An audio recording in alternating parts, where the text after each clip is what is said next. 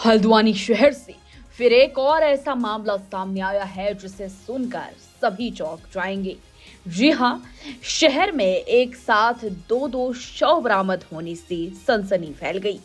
हल्द्वानी शहर के एक बड़े व्यापारी और उनकी पत्नी की एक साथ मौत हो गई और दोनों के शव अलग अलग कमरे से बरामद हुए और जिस हाल में दोनों के शव थे वह देखकर परिजनों के होश उड़ गए।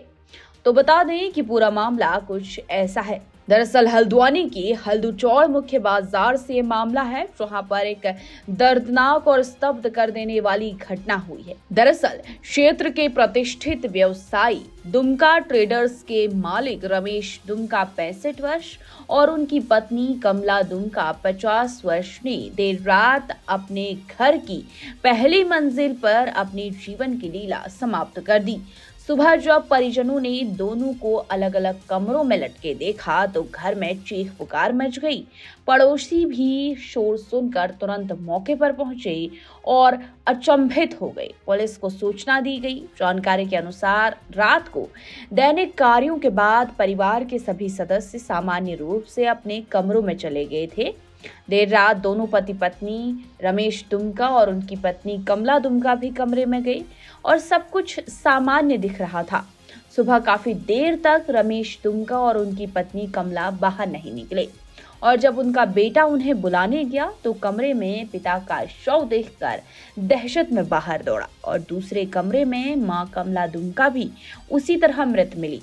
पुलिस के आने से पहले परिजनों ने शव उतार लिए।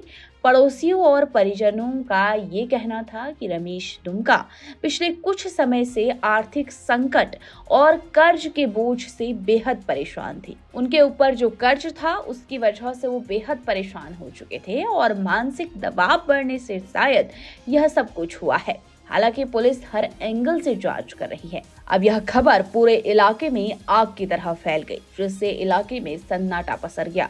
व्यापारी समुदाय ने इस घटना को बेहद दुखद बताया और गहरा सदमा व्यक्त किया, क्योंकि दुमका दंपति अपनी सरलता और अच्छे व्यवहार के लिए जाने जाते थे।